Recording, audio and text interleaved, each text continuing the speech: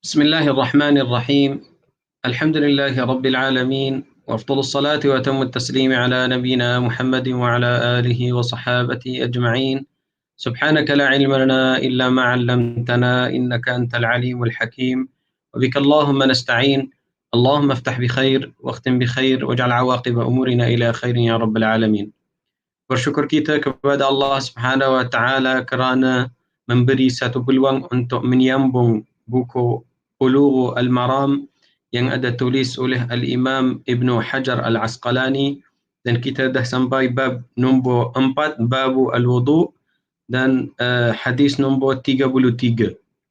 بالأسانيد الصحيحة المتصلة إلى الإمام ابن حجر أنه قال في كتابه في كتاب الطهارة، قال: وعن عبد الله بن عمرو رضي الله عنهما في صفة الوضوء قال: ثم مسح صلى الله عليه وسلم برأسه وأدخل إصبعيه السباحتين في أذنه ومسح بإبهاميه ظاهر أذنيه.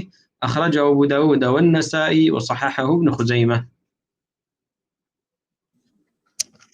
Baik, kita bersambung pada bab wuduk pada hadis nombor 33 dari Abdullah bin Amr radhiyallahu anhuma tentang cara wuduk. Beliau berkata yang bermaksud, kemudian beliau mengusap kepalanya, lalu beliau memasukkan kedua jari telunjuknya ke dalam telinganya dan beliau mengusap bahagian keluar kedua telinganya dengan kedua ibu jarinya.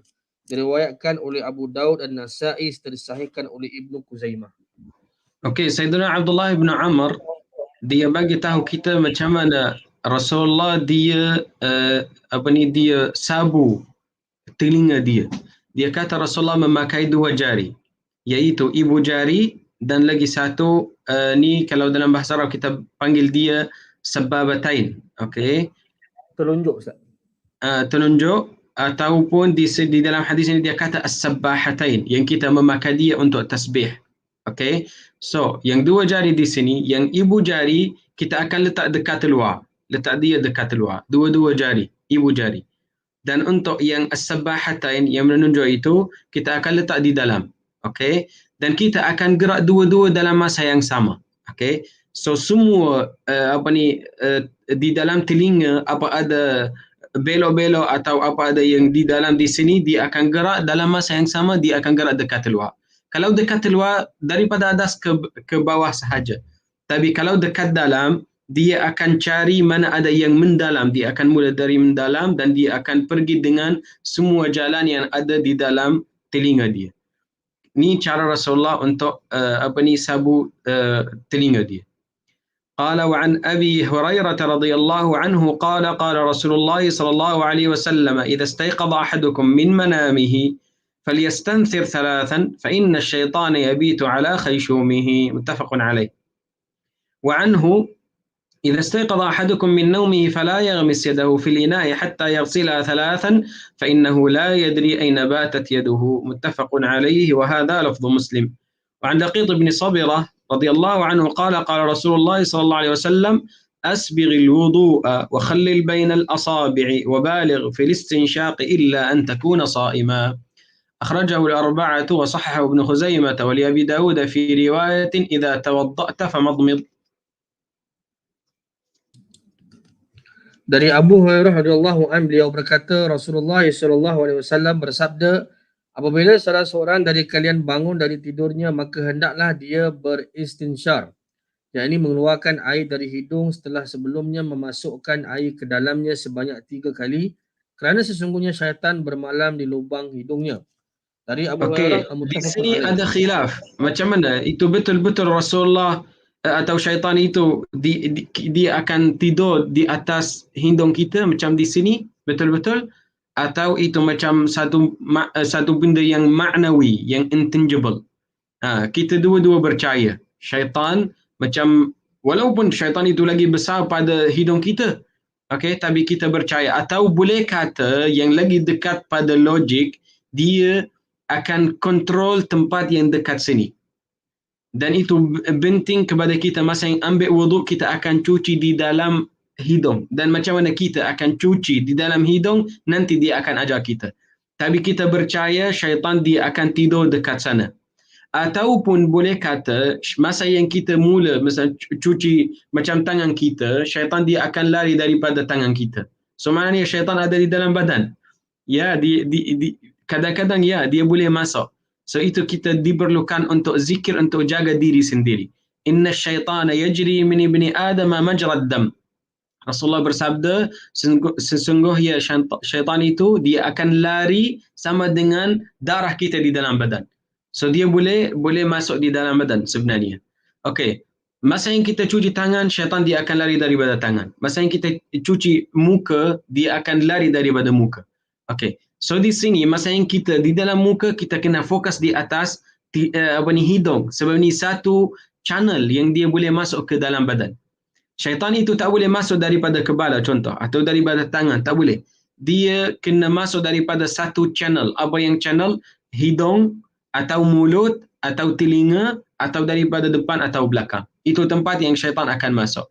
So kita akan jaga semua tempat itu. So di sini syaitan mungkin dia akan kontrol tempat yang di sini sebab air dia tak masuk ke dalam. Dia cuci muka sahaja.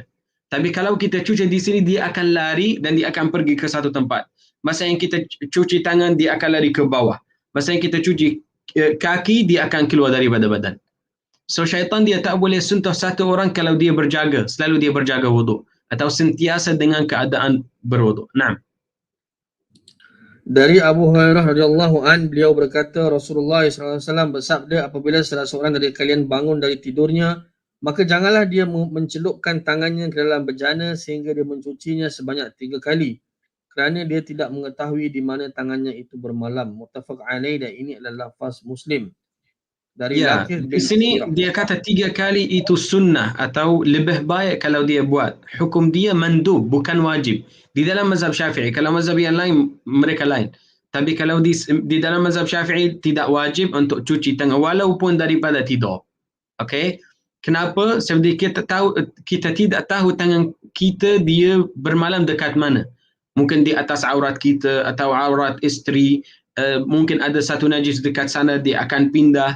Okey, sebab ramai orang kalau dekat malam dia akan peluh, badan dia macam peluh, dan masa yang dia peluh, najis yang atas badan kita atau dekat aurat dia akan pindah ke tangan kita.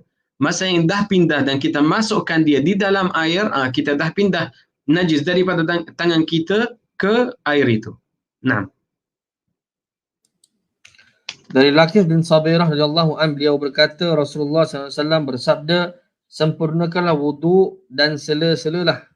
Ini dengan menggosok di antara jari-jari, dan maksimumkanlah dalam beristinsyak, maksudnya berlebihanlah dalam beristinsyak.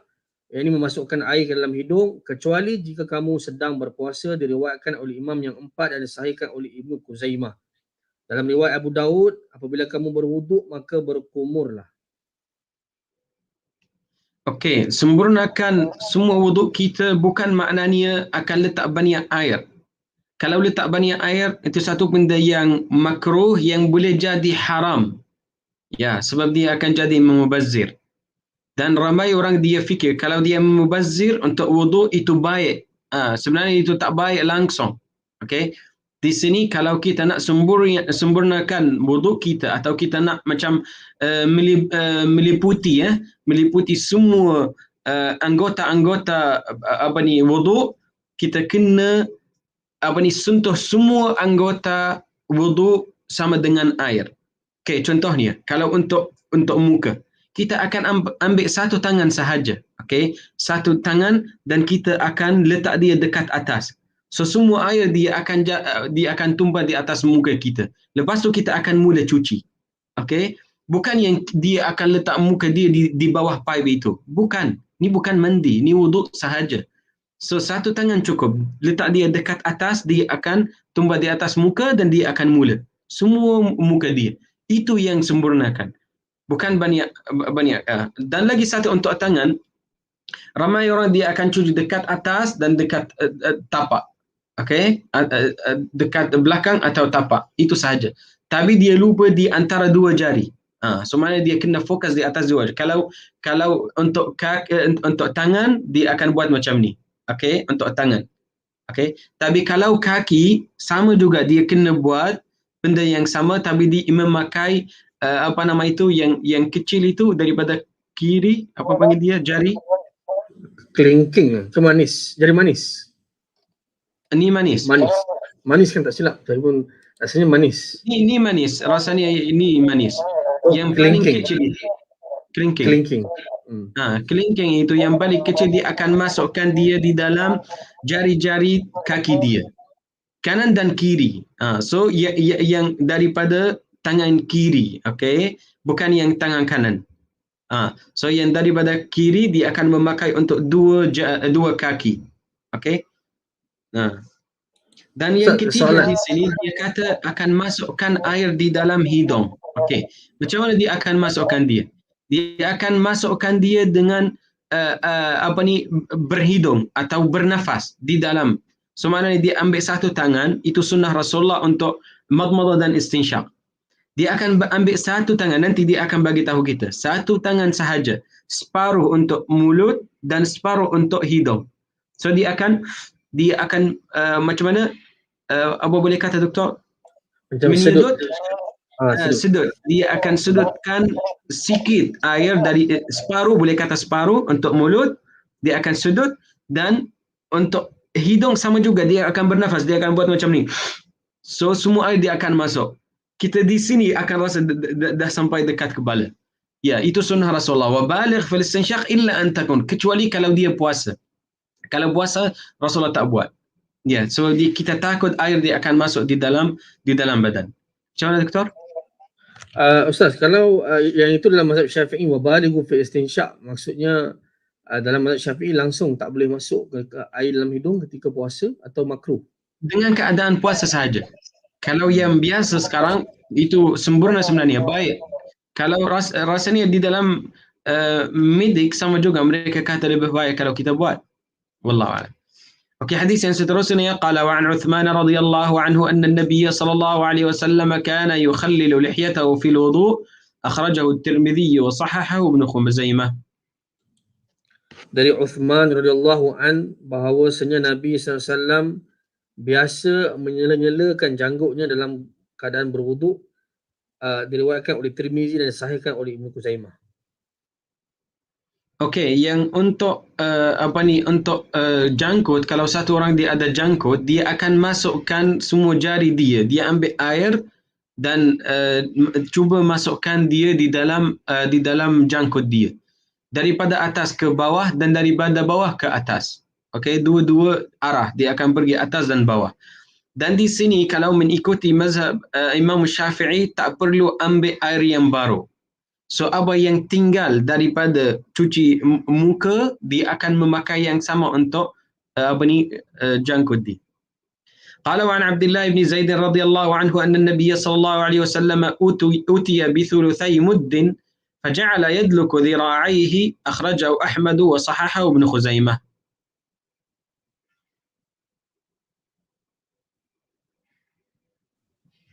Dari Abdullah bin Zaid bahawasanya Nabi SAW dibawakan air 2/3 mud, lalu beliau mulai menggosok kedua lengannya. Diriwayatkan oleh Ahmad dan disahihkan oleh Ibn Khuzaimah. Ni yang paling kurang.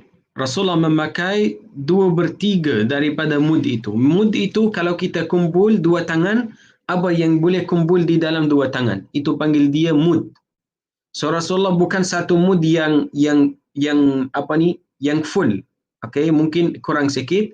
Itu 2/3. Ni yang paling kurang. Ada satu hadis, tapi hadis itu la asla lahu. 1/3, yani 1/3 daripada mud. Itu hadis la asla lahu sebenarnya, atau boleh kata hadis dhaif. Okay. Dan di sini ada satu dalil untuk orang yang dia kena, apa nama itu doktor? Dia kena sabu ke atau apa boleh kata? Masa yang dia letak air, dia kena apa? Gosok, sapu. Macam boleh kata gosok, dia mesti untuk gosok semua anggota-anggota wuduk atau tak bayar. Kalau mengikuti mazhab Imam Syafi'i tak bayar. Yang wajib di dalam mazhab Syafi'i, air itu dia akan lari atau dia akan sapu. Air mengalir maksud Ustaz, mengalir. Air dia akan berjalan atau dia akan lari. Itu yang penting. Okay. So masa yang dia ambil satu tangan untuk muka dia, So dia ambil dan dia letak dia dulu. So dia akan macam bertumbah atau dia akan lari di atas Kita panggil mengalir. Air mengalir. mengalir. Okey, Mengalir. dia akan mengalir di atas kulit dia. Baru dia boleh gerak atau boleh sebarkan. Tapi dia kena walaupun sikit. قال وعنه أنه رأى النبي صلى الله عليه وسلم يأخذ لأذنيه ماء خلاف الماء الذي أخذ لرأسه. أخرجه البيهقي وقال إسناده صحيح وصححه الترمذي أيضا. وهو عن مسلم من هذا الوجه بلفظ ومسح برأسه بماء غير فضل يديه وهو المحفوظ. Juga daripada beliau Abdullah bin Zaid radhiyallahu an, bahawasanya beliau melihat Nabi SAW mengambil air untuk kedua telinganya, tapi bukan air yang diambil untuk mengusap kepalanya. Diriwayatkan oleh Baihaqi, dia berkata sanadnya sahih dan disahihkan juga oleh At-Tirmizi. Hadis ini terdapat dalam riwayat Muslim dari jalan ini dengan lafaz dan beliau mengusap kepadanya dengan air lain, bukan air sisa kedua tangannya. Dan lafaz inilah yang mahfuz, yang terjaga. Tapi mengikuti mazhab Imam Syafi'i, dua-dua kena ambil air yang baru. Okey, dia ambil semula. Satu untuk telinga dan lagi satu ambil sekali lagi untuk rambut dia. Okey. Tapi untuk janggut tak payah. Tak payah untuk janggut. Mengikuti mazhab Imam Syafi'i walaupun tiga benda yang di sini semua sunnah, bukan wajib. Okey. قال وعن أبي هريرة رضي الله عنه قال سمعت رسول الله صلى الله عليه وسلم يقول إن أمتي يأتون يوم القيامة غرا محجلين من أثر الوضوء فمن استطاع منكم أن يطيل غرته فليفعل متفق عليه واللفظ لمسلم. Dari Abu Hurairah radhiyallahu an, beliau berkata, saya telah mendengar Rasulullah SAW bersabda, sesungguhnya umatku akan datang pada hari kiamat dengan wajah, tangan dan kaki yang putih bersinar kerana bekas wuduk. Maka barang bukan siapa wajah. Di sini ghurran, ghurran doktor apa boleh panggil dia? Ni bukan dahi, di atas dahi di sini. Apa jambul. panggil? Macam Jambul sebenarnya. Bukan wajah mereka. Okey. Ustaz, ada beza dengan nasiyah? Sama. Nanti Sama. dia akan sebutkan berkataan nasiyah, ya. Okay.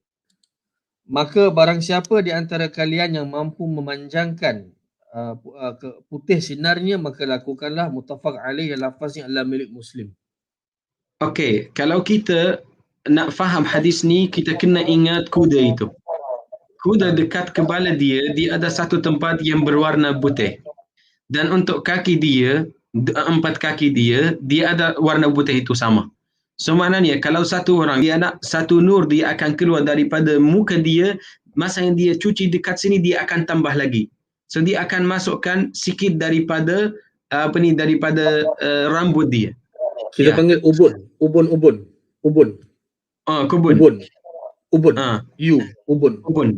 Ya, ubun. So maknanya ubun dia akan masukkan. So dia kena sentuh sikit daripada rambut dia. Okey. Ni satu. Okey, untuk tangan, masa yang dia cuci tangan dia di sini, masa yang dia dah sampai dekat sini dia akan tambah sikit. Okey, tambah sikit dia akan masukkan. Sebab joint itu satu bahagian daripada anggota. Dia kena cuci ni. Ni wajib. Tapi apa yang tambah lebih pada dia di sini, dia adalah sunnah Rasulullah. Untuk kaki sama juga. Bukan sampai joint dia akan naik sikit dan dia akan cuci dekat sana. So 3 tempat, dekat kepala dan 2 tangan dan 2 kaki. Kalau dia tambah selalu, dia akan dapat insya-Allah nur dekat hari akhirat dan kan Rasulullah dia akan mengetahui kita. Ya. Ustaz, soalan. Ya. Tapi tengkuk bukan termasuk, Ustaz? Mengikuti mazhab Syafi'iyah. Mazhab Syafi'i dia kata satu tempat, tapi tak ada dalil. Tapi di dalam mazhab Syafi'i dia kata tempat yang di sini satu bahagian daripada jangkut kita. Wallahu a'lam. قال وعن عائشة رضي الله عنها قالت كان النبي صلى الله عليه وسلم يعجبه التيمن في تنعله وترجله وطهوره وفي شأنه كله متفق عليه. Dari Aisyah radhiyallahu anha, beliau berkata, Nabi SAW suka mendahulukan yang kanan dalam memakai sandal, bersikat atau menyisir, bersuci dan dalam seluruh urusannya. Muttafaqun alaih. Setiap benda yang baik kita sunnah Rasulullah dia akan memakai kanan, macam masuk daripada pintu kanan atau memakai dengan tangan kanan, semua yang kanan. Kita percaya ahli sunnah wal jamaah kanan atau sebelah kanan dia lebih mulia atau lebih afdal, lebih baik pada sebelah kiri. Okey. Tapi kalau ada satu benda yang tak baik atau tak elok, macam nak cuci aurat atau dia nak ambil satu kotoran atau rubbish apa semua, dia akan memakai kiri. قال وعن أبي هريرة وعن المغيرة بن شعبة نعم وعن أبي هريرة رضي الله عنه قال قال رسول الله صلى الله عليه وسلم إذا توضأتم فابدأوا بميامنكم أخرجه الأربعة وصححه ابن خزيمة. Dari Abu Hurairah radhiyallahu anhu, beliau berkata, Rasulullah sallallahu alaihi wasallam bersabda, apabila kalian berwuduk maka mulailah dengan bahagian tubuh yang kanan. Diriwayatkan oleh Imam yang empat yang disahihkan oleh Ibnu Khuzaimah. Kalau mengikuti bahasa, mayamin itu apa panggil dia? Bahagian daripada badan yang boleh gerak. Itu mayamin panggil dia. So kalau tengok pada badan kita yang boleh gerak dua tangan dan dua kaki. Okay? So sekarang kalau kepala kita anggapkan dia satu bahagian daripada badan.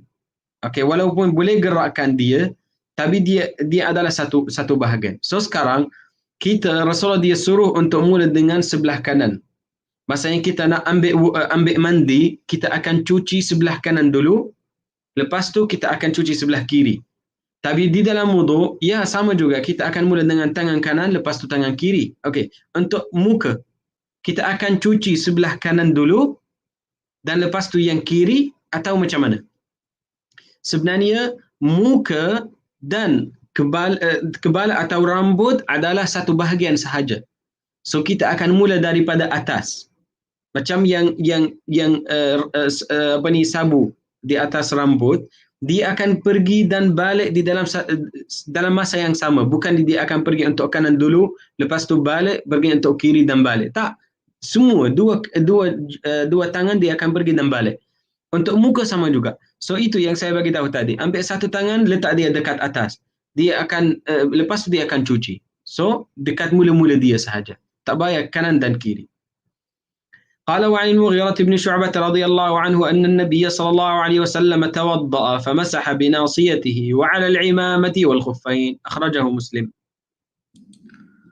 Dari Al-Mughirah bin Syu'bah radhiyallahu an, bahawasanya Nabi SAW berwuduk lalu beliau mengusap ubun-ubun serban dan kedua khufnya, diriwayatkan oleh Muslim. So maknanya sunnah Rasulullah masa Rasulullah memakai imamah, dia akan tinggal satu tempat daripada rambut dia, boleh nampak. So, tapi tak tahu ni saya macam tak ada rambut. Dia akan jatuh ke belakang. Tapi kalau ada rambut, dia akan tinggal sikit, boleh nampak dia dekat depan dan letak imamah dekat belakang dia. So selalu akan nampak sikit daripada rambut dia. So Rasulullah masa dia nak buat wuduk, dia akan sabu di atas dia dan dia akan sambung di atas imamah. Tapi sunnah Rasulullah akan kumpul atau gabung di antara dua-dua ni. Dia tak buat untuk depan ni sahaja. Tak, dia kena buat dua-dua. Sebab kalau buat untuk depan sahaja itu boleh kata satu amalan daripada orang mubtadi', orang Syiah. Kalau orang Syiah mereka akan sambung dekat sana sahaja. Mereka tak sambung ke imamah. Walaupun hadis ni daripada atau ada beberapa riwayat yang daripada Sayyidina Ali bin Abi Talib, tapi mereka tak ikut. قال وعن جابر بن عبد الله رضي الله عنهما في صفة حج النبي صلى الله عليه وسلم قال ابدأوا بما بدأ الله به أخرجه النسائي هكذا بلفظ الأمر وهو عند مسلم بلفظ الخبر. Dari Jabir bin Abdullah radhiyallahu anhuma tentang tata cara haji Nabi SAW, Rasulullah SAW bersabda, mulailah dengan apa-apa yang Allah mulai dengannya. Diriwayatkan oleh An-Nasai demikian dengan lafaz perintah, sedangkan riwayat Muslim diungkapkan dengan lafaz khabar. Ya, riwayat Imam Muslim dia meriwayatkan dia abda'u bima bada'a. Au nabda'u bima bada'a. So jadi macam fi'al mudhari'. Tapi di sini dia fi'al amr, ibda'u. Itu yang bezanya. Tapi mengikuti mazhab Imam Syafi'i, kita ikut riwayat yang di sini, riwayat Sayyidina Jabir, ibda'u, itu wajib. So kalau satu orang dia cuci tangan kiri dulu lepas tu kanan, wudu dia batal. Okay? Kalau mazhab Hanafi tidak ada masalah. Tapi mazhab Syafi'i dia kena ikut kanan lepas tu kiri. Okay, وعنه قال كان النبي صلى الله عليه وسلم إذا توضأ أدار الماء على مرفقيه أخرجه الدارقطني بإسناد ضعيف. Dari Jabir radhiyallahu anhu beliau berkata, Nabi SAW apabila berwuduk, beliau melalukan atau menjalankan air di atas kedua sikunya, diriwayatkan oleh Daraqutni dengan sanad yang dhaif. Kena jalan. Kalau dia macam satu titik dan dia sebarkan dia, tak boleh. Satu titik itu dia kena jalan. Qala wa Nabi Hurairah radhiyallahu anhu qala قال رسول الله صلى الله عليه وسلم لا وضوء لمن لم يذكر اسم الله عليه أخرجه أحمد وأبو داود وابن ماجه بإسناد ضعيف وللترمذي عن سعيد بن زيد وأبي سعيد نحوه وقال أحمد لا يثبت فيه شيء.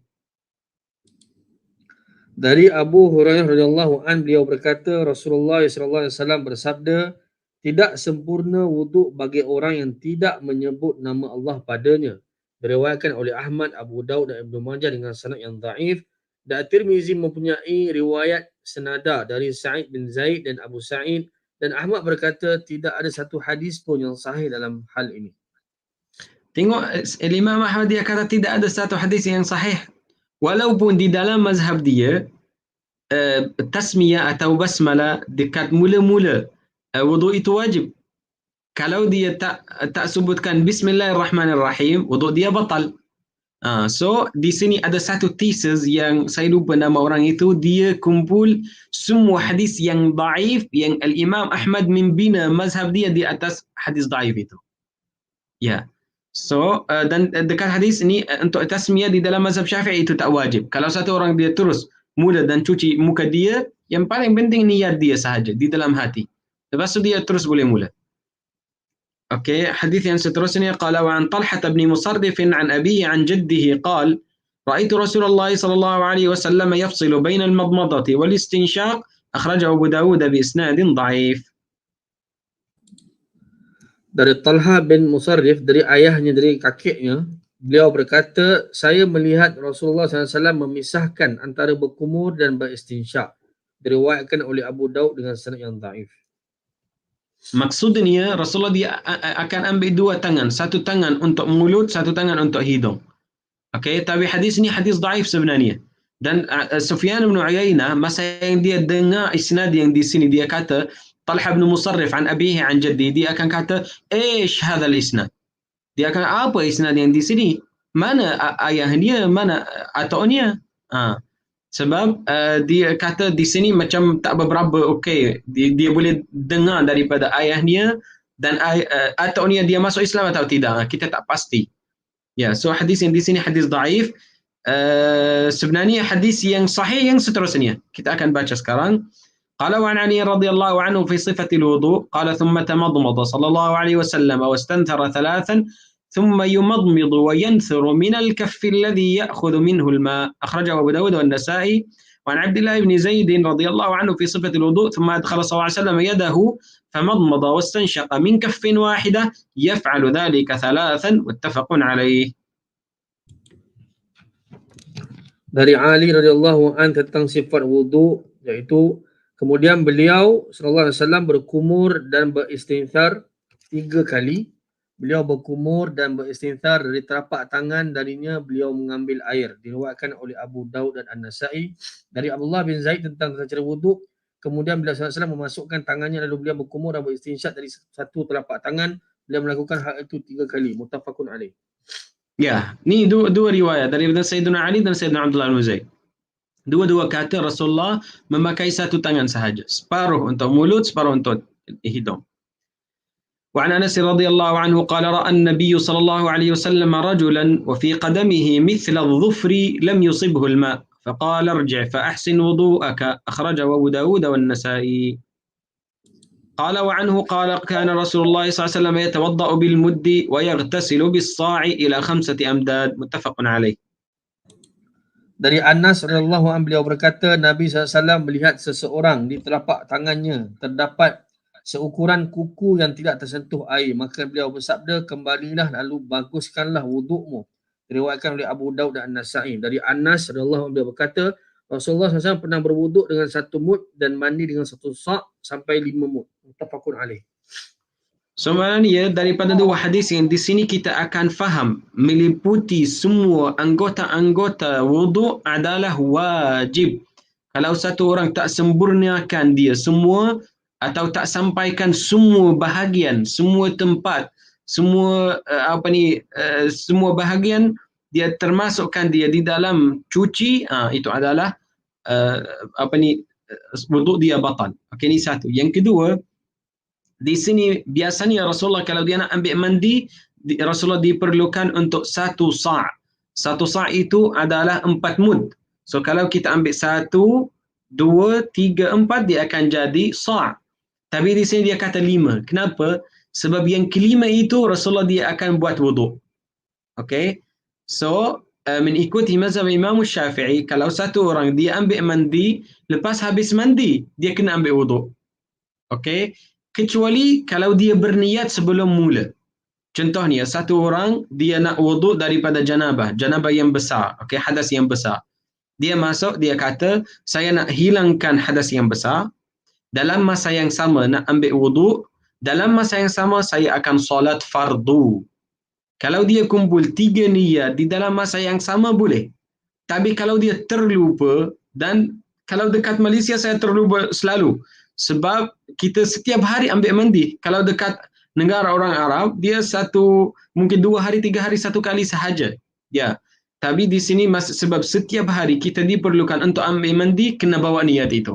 Macam susah. So kita kena memastikan. Okey, ini yang kedua. Yang ketiga,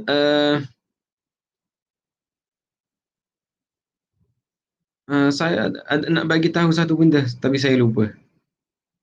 Okey, hadis yang seterusnya dan yang terakhir daripada bab yang di sini, qala wa an Umar radhiyallahu anhu qala, sebelum tu Ustaz, tadi yang disebutkan berkaitan dengan seukuran kuku yang tak sentuh air, dia kena kembali berwuduk, maksudnya wuduknya batal. Wuduk dia batal walaupun satu tempat yang kecil. Ya, kalau dekat sini dia kata satu ukur. Tapi ada lagi satu hadis yang macam 1 sen, atau yang 10 sen, yang kecil itu, macam bulat. Baru ingat. Kalau satu orang dia nak memakai spray, okay, kalau dekat Masjidil Haram susah dia nak, atau Masjidil Nabawi susah dia nak keluar pergi dekat sana ramai orang, dan masa yang dia pergi nak balik tak dapat tempat dia yang dekat pada Raudah semua. Boleh memakai spray, boleh, dengan satu syarat. Masa yang dia spray di atas tempat itu, dia akan spray banyak sampai air dia akan jalan. Kalau kita nampak dia baru jalan, kita boleh anggapkan dia wuduk dah ada. Sebab Rasulullah satu hari dia buat wuduk depan sahabat, tak ada satu titik daripada air yang dia jatuh daripada anggota-anggota dia di atas lantai. Ya, Rasulullah satu hari dia buat macam tu. Dan sebenarnya kalau satu orang dia nak buat wuduk dengan satu mud sahaja, tak cukup kalau dia nak semua anggota dia akan lari di atas dia. Tak, dia akan ambil sikit, letak, dia akan macam jalan sikit, lepas dia mula sabu. قال وعن عمر رضي الله عنه قال قال رسول الله صلى الله عليه وسلم ما منكم من أحد يتوضأ فيسبغ الوضوء ثم يقول أشهد أن لا إله إلا الله وحده لا شريك له وأشهد أن محمدا عبده ورسوله إلا فتحت له أبواب الجنة أخرجه مسلم. وأبو داود النسائي وأبو داود والنسائي والترمذي وزاد اللهم اجعلني من التوابين واجعلني من المتطهرين. Dari Umar radhiyallahu anhu beliau berkata Rasulullah sallallahu alaihi wasallam bersabda, tidak ada seorang pun di antara kalian yang berwuduk lalu dia menyempurnakan wuduknya kemudian mengucapkan, aku bersaksi bahawa tiada Tuhan yang berhak disembah kecuali Allah semata-mata dan tidak ada sekutu baginya, Dan aku bersaksi bahawa Muhammad SAW adalah hamba dan utusannya, melainkan pasti dibukakan untuknya pintu-pintu syurga. Diriwayatkan oleh Muslim, Abu Daud, An-Nasai, At-Tirmizi, dan beliau menambahkan dengan doa, Ya Allah, jadikanlah diriku termasuk orang-orang yang banyak bertaubat dan orang-orang yang menyucikan diri. Al-Imam Nawawi dia bagi tahu semua doa yang ramai orang sebutkan dia di dalam wudu la asla laha, tidak ada asal. Dia kata macam tu. Semua tidak ada dalil. Dan Ibnu Salah dia kata tidak ada satu hadis yang sahih. Okey, semua hadis itu hadis dhaif atau maudhu'. Okey. So maknanya ada doa dekat mula-mula atau boleh kata zikir dekat mula-mula dan yang terakhir doa sahaja. Di dalam dia macam satu orang dia nak cuci muka dia. Ya Allah bagi saya nur di dalam muka saya. Untuk tangan dia akan ulang sekali. Tidak ada satu hadis yang sahih berkait dengan doa. Ni satu. Yang kedua, doa di sini bukan untuk wuduk sahaja. Al-Imam Nawawi dia kata boleh memakai dia untuk ghusl. Kalau satu orang dia nak ambil mandi, sama juga boleh sebutkan hadis yang di sini. Okey, bab yang seterusnya qala babul mashi 'ala al-khuffain. قال عن المغيرة بن شعبة رضي الله عنه قال كنت مع النبي صلى الله عليه وسلم فتوضأ فأهويت لأنزع خفيه فقال دعهما فإني أدخلتهما طاهرتين فمسح عليهما متفق عليه وللأربعة عنه إلا النسائي أن النبي صلى الله عليه وسلم مسح أعلى الخف وأسفله وفي إسناده ضعف. Bab seterusnya, bab mengusap kedua khuf. Dari Mughirah bin Syu'bah radhiyallahu anhu, beliau berkata, aku pernah bersama Nabi SAW lalu beliau berwuduk, maka aku menunduk untuk melepaskan kedua khufnya. Maka beliau bersabda, biarkanlah keduanya kerana aku memakainya dalam keadaan suci. Lalu beliau mengusap bahagian atas keduanya. Muttafaqun alaih. Dalam riwayat Imam yang 4 kecuali An-Nasai dari Al-Mughirah bin Syu'bah bahawa Nabi SAW mengusap khuf atas dan bawahnya, dan dalam sanadnya terdapat kelemahan. Mengusap di atas khuf itu ada 80 sahabat Rasulullah yang mereka mengeluarkan hadis. Hadis itu 80. Okey, satu. Yang kedua, yang beza di antara ahli sunnah wal jamaah dan daripada firqah-firqah yang sesat macam orang Syiah atau orang Khawarij, mereka tak benar untuk mengusap di atas khufain. Tapi ahli sunnah benar dan mereka terima. Dan mereka kata ini rukhsah daripada Allah Subhanahu wa taala. Sayyidina Al-Mughirah bin Syu'bah di sini dia sebenarnya khadim Rasulullah. Dia yang jaga Rasulullah dan dia berkhidmat kepada Rasulullah. Al-Mughirah bin Syu'bah hari itu dekat perang Tabuk. Dia nampak Rasulullah dan dia nak berkhidmat kepada dia. Dia kata tinggallah. Okey, sebab fa inni adkhaltuhuma tahiratain. Ini syarat dia. Masa yang dia nak masukkan kaki dia kena ambil tahara sebelum masukkan. Dan syarat dia akan buat tahara untuk dua kaki baru dia akan masukkan. Kalau satu orang dia macam dia ambil wuduk muka dia, tangan apa semua, masa yang dia dah sampai dekat kaki dia cuci kaki kanan dan dia pakai khuf itu. Dan cuci yang kiri dan pakai khuf. Boleh tak? Maknanya dia dah batal. Wuduk dia tak ada masalah, tapi memakai khuf tak boleh mengusap di atas dia. Ya, so syarat dia untuk dia habiskan semua tahara baru dia akan pakai. Ustaz, soalan. Ya. Khuf ni adakah macam jawrab, macam stoken boleh anggap khuf, atau khuf ni bahan dia macam mana, Ustaz? Baik, ahsanta doktor. Barakallahu fi. Sebenarnya khuf itu biasanya mereka memakai dia daripada kulit. Okey. So daripada dalam dia macam stoken, tapi daripada luar dia macam kulit. Okey, ni satu. Yang kedua, kita boleh anggapkan stokin itu macam khuf boleh kalau stokin itu tebal. Tapi kalau dia nipis tak boleh. Walau yang tebal itu, walaupun kalau kita jalan di atas air dia akan masuk ke dalam. Tapi untuk khuf susah sikit untuk air masuk ke dalam. Okey, tapi tak kisah, tak ada masalah. At least dia tebal, masa yang kita jalan dia tak ada macam satu tubuk di dalam dia ke dalam. Ya. So kita boleh benar kalau dia tebal sahaja. Walaupun di dalam mazhab Syafi'i mereka tak benar langsung. Kalau hukum yang di sini atau rukhsah di sini untuk khuf sahaja, maknanya khuf la yuta'adda makanur rukhsati an mahalliha. Kalau rukhsah untuk khuf sahaja, maknanya khuf sahaja. tak boleh bersambung ke satu contoh atau satu benda yang sama. Ya, tak boleh di dalam mazhab Syafi'i. Tapi kalau untuk fatwa sahaja kita boleh benar, tak ada masalah.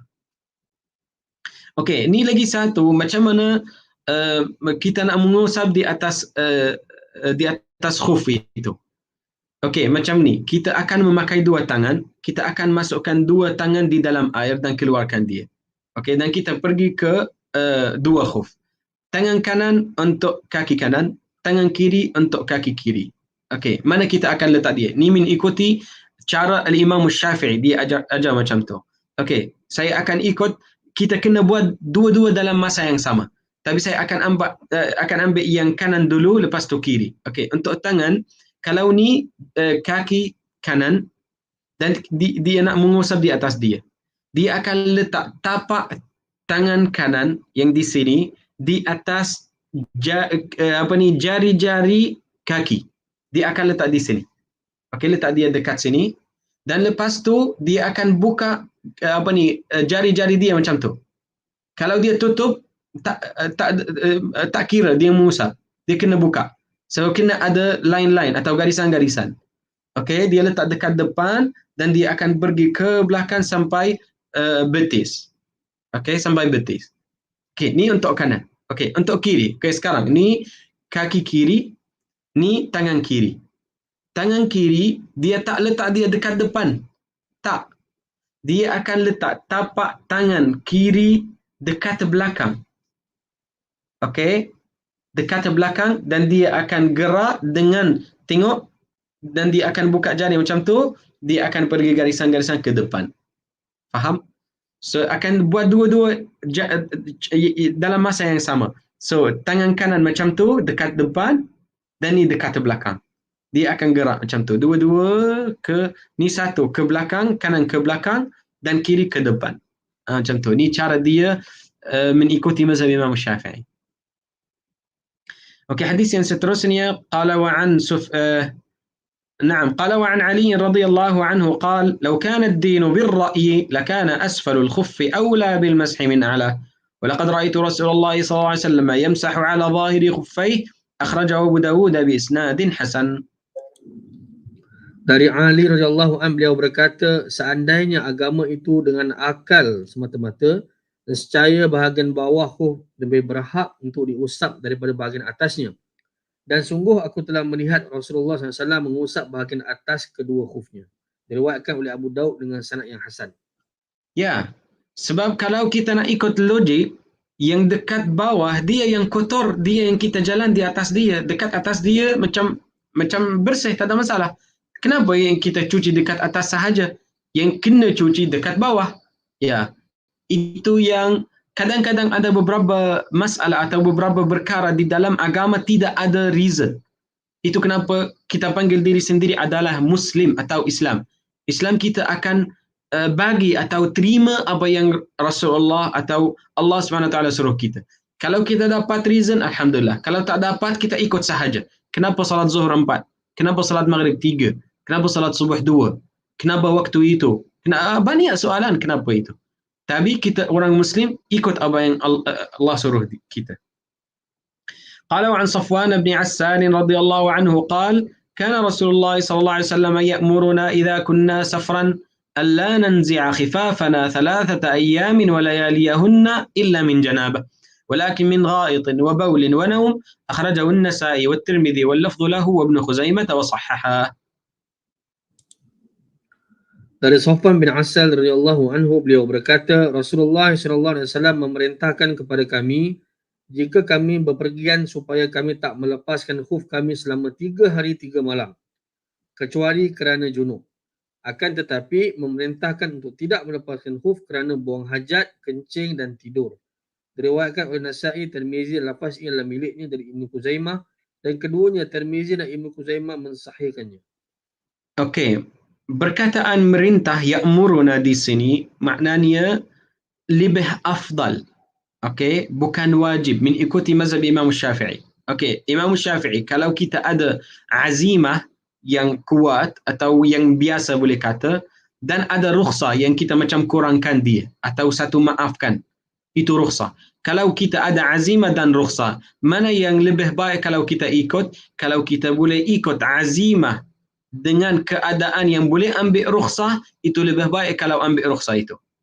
Okay? Contohnya, kalau satu orang dekat masa yang dia musafir, dia nak salat 4 rakaat. Okay? Lebih baik kalau dia salat 4 rakaat atau 2 rakaat. Imam Nawawi dia kata lebih baik kalau dia buat 4 rakaat dengan satu syarat. Apa syaratnya? Dia tak nak menolak sunnah Rasulullah. Dia terima sunnah Rasulullah. Tapi dia rasa kalau 4 rakaat itu lebih baik. Okey, tidak ada masalah. Kalau dia salat 4 rakaat sebab itu lebih banyak. Okey? Atau lebih usaha, boleh kata macam tu. Tapi berkataan yang ya'muruna itu rukhsah. Boleh ambil atau boleh tidak. Okey, qala wa an Ali bin Abi Talib radhiyallahu anhu qala جعل النبي صلى الله عليه وسلم 3 أيام ولياليهن للمسافر ويوما وليلة للمقيم يعني في المسح على الخفين أخرجه مسلم.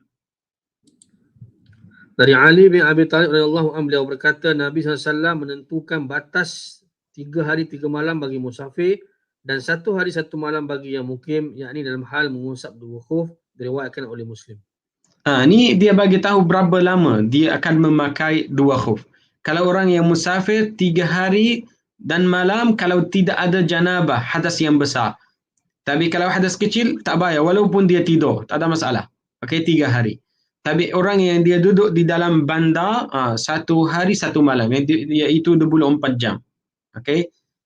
قال وعن ثوبان رضي الله عنه قال بعث رسول الله صلى الله عليه وسلم سرية فأمرهم أن يمسحوا على العصائب يعني العمائم والتساخين يعني الخفاف رواه أحمد وأبو داود وصححه الحاكم. Dari Thauban radhiyallahu anhu beliau berkata Rasulullah SAW mengutus pasukan maka beliau memerintahkan mereka untuk mengusapkan asaib, yakni serban, dan tasakhin, yakni khuf. Diriwayatkan oleh Ahmad dan Abu Daud dan sahihkan oleh Al-Hakim. Kalau kita nak tengok kepada ni serban itu macam satu benda yang daripada kain. Dan jenis dia atau material dia macam stoken. So mengikuti hadis yang di sini boleh kata boleh mengusap di atas stoken. Tapi masa yang stoken tempat dia lain pada tempat serban. Sebab serban dekat atas kepala. Tapi untuk khufain untuk kaki. So kita tak boleh gantikan masa yang dia bagi tahu tadi. La yuta'adda mahallur rukhsah. Kita tak boleh bersambung atau mengkiaskan semua ar-rukhsah untuk semua keadaan atau semua tempat. Tak boleh. So kalau dia kata dekat kepala, mana kepala? Kalau dekat kaki, kaki. So itu kenapa kita tambah satu syarat, stoken itu dia kena tebal. Kalau kita kata tebal, maknanya material dia atau jenis dia macam jenis khuf, boleh benar, tak ada masalah. قال وعن عمر موقوفا وأنس مرفوعا إذا توضأ أحدكم ولبس خفيه فليمسح عليهما وليصلي فيهما ولا يخلعهما إن شاء إلا من جنابه أخرجه الدارقطني والحاكم وصححه. Dari Umar radhiyallahu anhu secara mauquf dan dari Anas secara marfu', jika salah seorang dari kalian berwuduk dan memakai kedua khufnya, maka hendaknya dia mengusapkan bahagian atasnya dan salat dengan memakainya, serta janganlah dia melepaskan jika diinginkan kecuali kerana junub. Diriwayatkan oleh Daraqutni Al-Hakim dan beliau mensahihkannya. Kalau kita fokus di atas hadis yang di sini, kita akan dapat di sini Rasulullah nak fokus di atas syarat tahara. Kalau tidak ada tahara, tak boleh memakai khuf itu. Okey, ini satu benda yang boleh faham. Benda yang kedua atau perkara yang kedua boleh faham daripada hadis yang di sini, Rasulullah tak bagi satu waktu, tak berwaktukan bila mula. Ya. So kalau untuk masa dah bagi tahu 3 hari atau 1 hari. Tapi bila akan mula, bila akan kira. Okey, sekarang kita akan baca hadis yang seterusnya dan tengok bila dia akan mula. قال عن أبي بكرة رضي الله عنه عن النبي صلى الله عليه وسلم أنه رخص للمسافر 3 أيام ولياليهن وللمقيم يوما وليلة إذا تطهر فلبس خفيه أن يمسح عليهما أخرجه الدارقطني وصححه ابن خزيمة. Dari Abu Bakar radhiyallahu anhu dari Nabi SAW bahawa beliau memberikan keringanan untuk mengusap bahagian atas kedua khuf 3 hari 3 malam bagi musafir dan 1 hari 1 malam bagi mukim apabila dia bersuci lalu memakai kedua khufnya. Diriwayatkan oleh Daraqutni dan disahihkan oleh Ibnu Khuzaimah. Tengok di sini. So mana ni kita ada dua waktu, dua masa. Waktu yang pertama bila yang dia memakai. Bila yang dia berkasut atau berkhuf.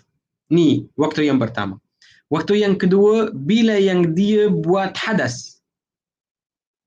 Okey, selepas memakai.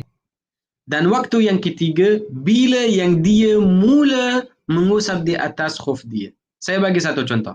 Satu orang dia bangun sebelum salat subuh, okey, dan dia ambil tahara, ambil mandi apa semua dan dia memakai khuf. Dan dia pergi salat subuh. Dia salat subuh, tidak ada masalah. So dia memakai dia bila? Sebelum atau di antara azan dan iqamah salat subuh. Ni waktu yang dia memakai. Kita boleh kata macam pukul 6 pagi.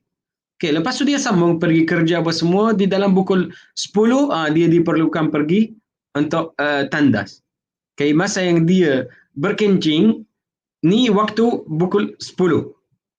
Okay, masa yang dia alhamdulillah dah rehat, tak perlu untuk ambil wudu, dia tunggu sampai salat zuhur. Okay, masa yang dia dah sampai waktu salat zuhur, baru dia ambil wudu dan dia mengusap di atas khuf dia. Mana dia akan kira? Waktu yang dia berkasut atau berkhuf, atau waktu hadas, atau waktu yang dia mengusap kali yang pertama selepas memakai. Mana? Mengikuti mazhab kita, mazhab Imam Syafi'i, apabila yang dia masuk tandas. Atau kuntut. Atau bila yang ada janabah. Bila yang ada dia berhadas. Boleh kata hadas. Janabah itu yang besar. Okay, mana yang dia berhadas, kita akan kira di sini. So mana ni dia akan kira daripada pukul 10 hingga pukul 10 hari yang seterusnya. Okay, hadis yang seterusnya dan yang terakhir dari bab di sini dan majlis yang hari ini, sebab bab yang seterusnya panjang.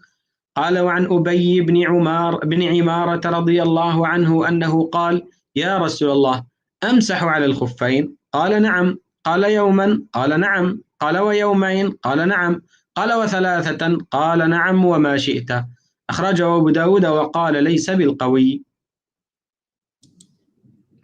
Dari Ubay bin Imarah radhiyallahu an bahawasanya beliau berkata, wahai Rasulullah SAW, bolehkah aku mengusap dua khuf? Beliau menjawab boleh. Dia bertanya 1 hari, beliau menjawab ya.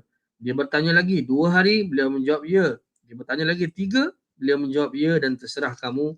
Diriwayatkan oleh Abu Daud dan beliau berkata hadis ini tidak kuat. Ya, sebab masalah dengan perkataan wa ma syi'ta, apa yang kamu suka. Kalau nak tambah lebih pada 3 hari boleh, tidak ada masalah. Ya, tapi hadis ini tak kuat. Walaupun Sayyidina Ubay bin Imarah dia daripada sahabat Rasulullah. Ya, tapi mereka di sini mereka kata macam bagi satu joki. Mereka kata sebab Ubay bin Imarah dia masuk Misr. Dan semua orang masa yang dia masuk Misr dia akan tukar opinion dia. Macam Imam Syafi'i. Masa yang dia sebelum masuk Misr, dia ada satu mazhab yang lama, panggil dia Al-Madhabul Qadim. Masa yang dia masuk Misr, sebelum 4 tahun pada wafat dia masuk pada tahun 200.